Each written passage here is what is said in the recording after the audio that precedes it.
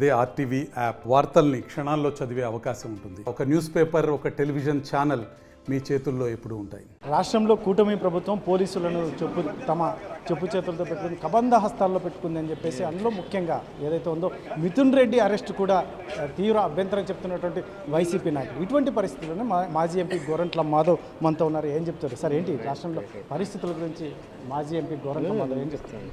మనం బాగా గమనిస్తే ఈ కూటమి ప్రభుత్వం అధికారంలోకి వచ్చిన తర్వాత ఎస్పెషల్లీ పోలీస్ వ్యవస్థను చంద్రబాబు నాయుడు గారు తన కబంధ హస్తాలలో తన ఉక్కు పిడికిల్లో బంధించేసినాడనడంలో ఎలాంటి సందేహం లేదు.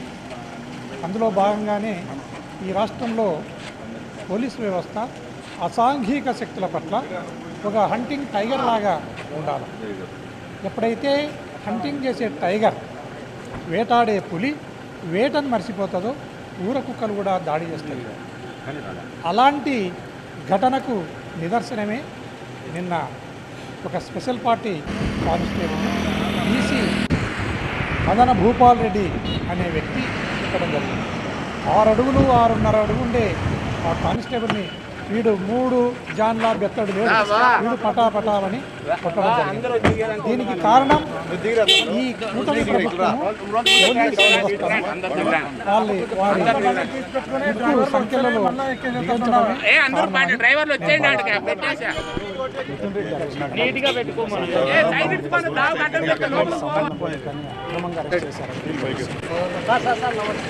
గౌరవ member of parliament Mithun Reddy గారు వస్తే పరాజయం లేకుండా వరుసగా 3వసారి ఎంపీగా ఎలక్ట్ అయినవారు. అదే కాకుండా వారి తండ్రి పెద్దిరెడ్డి రామచంద్రారెడ్డి వారు ఇప్పటి వరకు ఓటమి ఎరగా ఈ వ్యక్తి. వాళ్ళ ఇద్దరు కూడా ఓటమి ఎరగకుండా ప్రజాక్షేత్రంలో ఎన్నికవుతూ రావడం ఇది ప్రజలు ఇస్తున్న తీర్పుగా మనం భావించాలి. కానీ ఈ తీర్పుకు వక్ర భాష్యం చెప్తూ చంద్రబాబు నాయుడు గారు మిథున్ రెడ్డి గారిని అన్యాయంగా అక్రమంగా అరెస్టు చేసి తర్వాత జగన్మోహన్ రెడ్డి గారి దగ్గరికి ఈ ఇన్వెస్టిగేషన్ని తీసుకుని పోవాలి అన్న ఒక దుర్బుద్ధితో దురాలోచనతో ఈ కార్యక్రమాన్ని చేపట్టడం జరిగింది. అందులో భాగంగానే మిథున్ రెడ్డి అరెస్ట్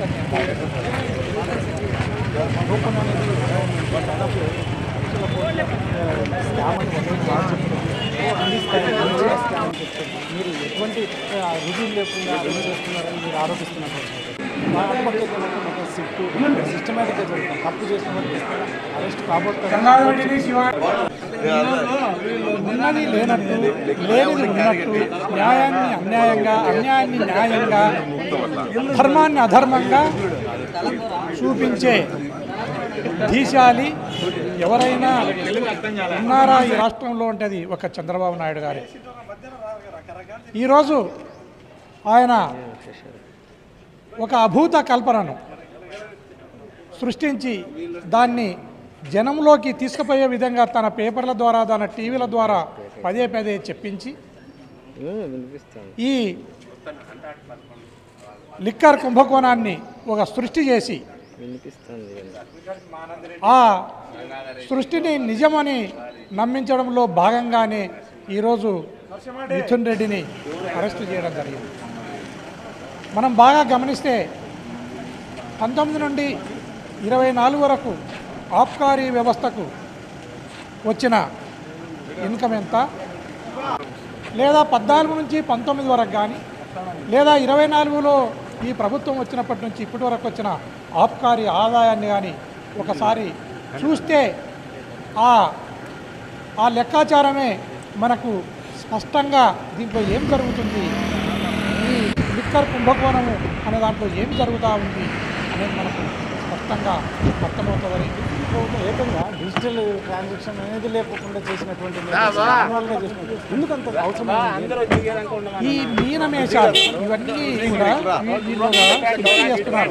డిజిటల్ లేకుండా నగదు డబ్బులు తీసుకున్నారు రకరకాల ఏదో మాట్లాడుతున్నారు. వాన పడిందంటే తేమ ఉండాలి. తేమ లేకుండానే వాన పడిందని గమనించడంలో సిద్ధాస్తుడు చంద్రబాబు నాయుడు. ఈరోజు చంద్రబాబు నాయుడు ఏ రకంగా తయారైనాడంటే ఏదోగా ఇప్పుడు వాళ్ళ సూపర్ సిక్స్ను కానీ లేదా వాళ్ళ సంపద సృష్టిని కానీ లేదా వారి తల్లికి వందనం అనేది కానీ అదేవిధంగా అన్నదాత సుఖీభవ కానీ నిరుద్యోగ వృత్తి కానీ 20 లక్షల ఉద్యోగాలు కానీ ఇవన్నిటి కూడా మభ్యపెట్టడంలో భాగంగానే ఇలాంటి లేని కుంభకోణాలను మా మీద ఆపాదించి మమ్మల్ని భ్రష్టు పట్టించి మమ్మల్ని ప్రజలలో ప్రచన చేయాలి అనేదే చంద్రబాబు నాయుడు ఉద్దేశంగా డీజీపీ జగన్మోహన్ రెడ్డిని అరెస్ట్ చేసి అటువంటి పరిణామాలు ఏమైనా జరిగే అవకాశం ఉంది? జగన్మోహన్ రెడ్డి గారు మనము ఆయన ఇచ్చిన సంక్షేమ పథకాలను కానీ ఆయన చేసిన అభివృద్ధి కార్యక్రమాలను కానీ ఆయన ప్రతి నెల ప్రజలకు అందజేసిన స్కీమ్స్ను కానీ చూస్తే డైరెక్ట్గా ఎక్కడ కూడా ఈ ఏదైతే బదిలీ డబ్బును మనం ఇవ్వాల్సిన డబ్బును ప్రజలకు నేరుగా డీబీటీ ద్వారా ఏ రకంగా ఇచ్చినాడనేది మనం గమనించవచ్చు. డైరెక్ట్గా ఆయన బ్యాంకుల ద్వారా డైరెక్ట్గా వాళ్ళ సెల్ ఫోన్లకే డబ్బులను ట్రాన్స్ఫర్ చేసిన సంగతిని మనం చూస్తే అతను ఎక్కడ కూడా ఏమాత్రము ఈ అక్రమాలకు కానీ ఈ కరప్షన్కి కానీ తావు లేకుండా ఆయన ముఖ్యమంత్రిగా 5 సంవత్సరాలు ఆయన బాధ్యతను నిర్వర్తించడం జరిగింది. ఆయనను ఎలాంటి ఆస్కారం లేని ఎలాంటి సాక్ష్యాలు లేని